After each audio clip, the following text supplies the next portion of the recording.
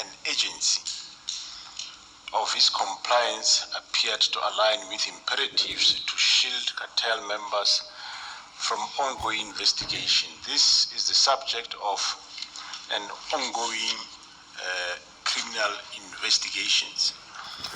The above issues related to General Sibiya culminated in an urgent litigation before the High Court, which the application thereof we are aware it was dismissed.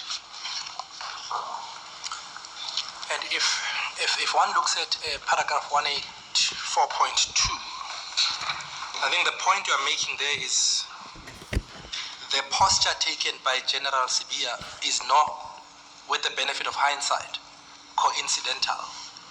You say it was not merely procedural, but it was informed by other imperatives that you outline in that paragraph.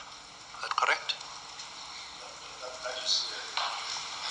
That is correct, Commissioner. So what one is saying here is that all these actions of facilitated after we obtained the records from the attempted murder suspect, which is Ket Matlala, and when the team analyzed the communication thereof, then it became out clear that the whole purpose of the disbandment of the political killing task team was born out of the operation of the 6th December 2024, where Mr. Katiso Molefe, when he was arrested, and Ket Matlala's premises was searched in the look or pursuit of the kidnapped Mr. Jerry Bushuga. So it ended up tying up that it looks like from there on, from that 6th December to 31st December, there were measures. This communication suggests that there were measures then to disband the political task team. You would recall then that I said earlier that those 10 members of PKTT that came to Gauteng to assist, obviously people were not aware that they are not alone, and they thought that dockets that were investigated in Gauteng went back to KZN.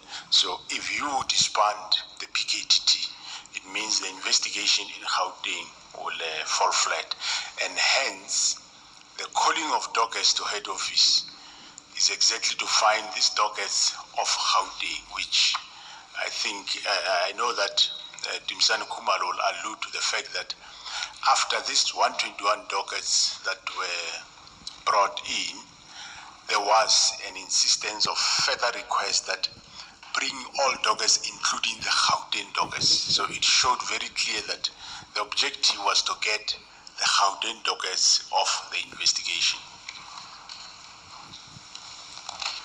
For completeness, I do not want to rely on what's out there in the public domain.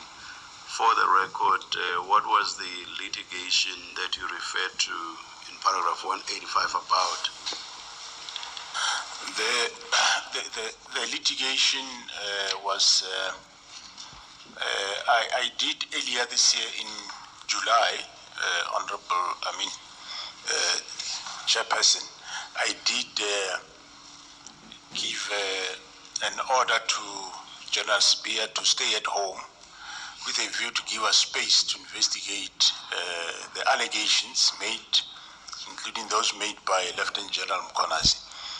And he challenged the move of staying at home.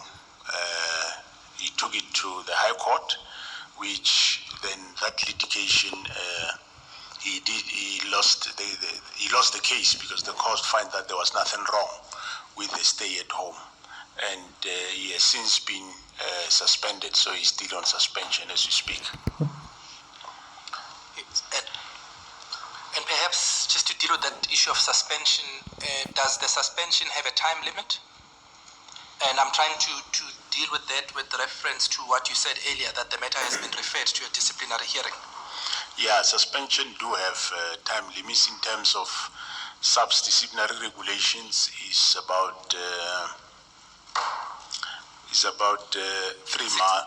60 days, is it not? 60 days, yes, which then the chairperson of that hearing can extend with another 30 days, which means that it's limited to 90 days.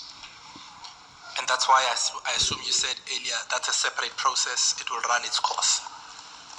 Yes, it's, the disciplinary hearing is a separate matter. It will be handled separately.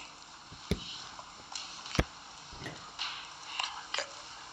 Are you moving to the next topic? Excuse me? Are you moving to the next topic?